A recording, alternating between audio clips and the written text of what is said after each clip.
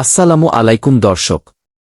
বর্তমানে সোশ্যাল মিডিয়ায় সংযুক্ত আরব আমিরাতের ভিসা নিয়ে নানা রকম বিভ্রান্তিকর তথ্য ছড়ানো হচ্ছে। কখনো বলা হচ্ছে আমিরাতে ভিসা পুরোপুরি বন্ধ, আবার কখনো ছড়ানো হচ্ছে নানা কড়াকড়ির ভুয়া খবর। আজকের ভিডিওতে আমরা কথা বলব কেন এই ধরনের গুজবগুলো ছড়ানো হয় এবং কিভাবে এটি আমাদের সম্ভাবনাময় শ্রম বাজার ও কর্মী পাঠানোর ক্ষেত্রে বড় এক অন্তরায় হয়ে দাঁড়াচ্ছে। 2. মূল বিষয়বস্তু, গুজবের নেতিবাচক প্রভাব ও বাস্তবতা। প্রথমেই পরিষ্কার করে জেনে রাখুন, আমিরাত সরকার বা বাংলাদেশ দূতাবাস থেকে আনুষ্ঠানিকভাবে ভিসা বন্ধের কোনো ঘোষণা দেওয়া হয়নি।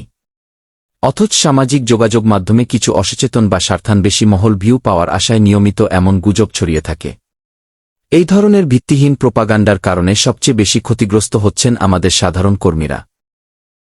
যারা বৈধ উপায়ে এবং সকল প্রস্তুতি নিয়ে আমিরাতে যাওয়ার কথা ভাবছেন, তারা এই ভুয়া খবরে বিভ্রান্ত হয়ে মানসিকভাবে ভেঙে পড়েন এবং অনেকে নিজেদের বিদেশ যাত্রার সঠিক সিদ্ধান্ত থেকেও সরে আসেন। 3. দালাল চক্রের অপতৎপরতা ও কর্মী পাঠানোর বাধা। এই গুজবের সুযোগ নেয় একটি প্রতারক চক্র বা দালালরা। তারা কৃত্রিম সংকট তৈরি করে সাধারণ কর্মীদের ভয় দেখায় এবং বলে যে ভিসা বন্ধ হয়ে যাচ্ছে, তাই জরুরি ভিত্তিতে বেশি টাকা দিলে দ্রুত ব্যবস্থা করে দেব। এভাবে গুজব ছড়িয়ে এক শ্রেণীর মানুষ যেমন সাধারণ প্রবাসীদের পকেট কাটছে, তেমনি আন্তর্জাতিক শ্রমবাজারে আমাদের দেশের ভাবমূর্তি ক্ষুণ্ণ হচ্ছে, যা দক্ষ ও বৈধ কর্মী পাঠানোর মূল লক্ষ্যের পথে একটি বড় বাধা। 4. শেষ কথা ও সতর্কতা। তাই যেকোনো তথ্য শোনার সাথে সাথেই গুজবে কান দেবেন না।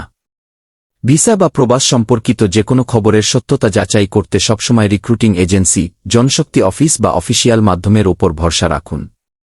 ভিডিওটি ভালো লাগলে শেয়ার করে অন্য ভাইদেরও সচেতন করুন।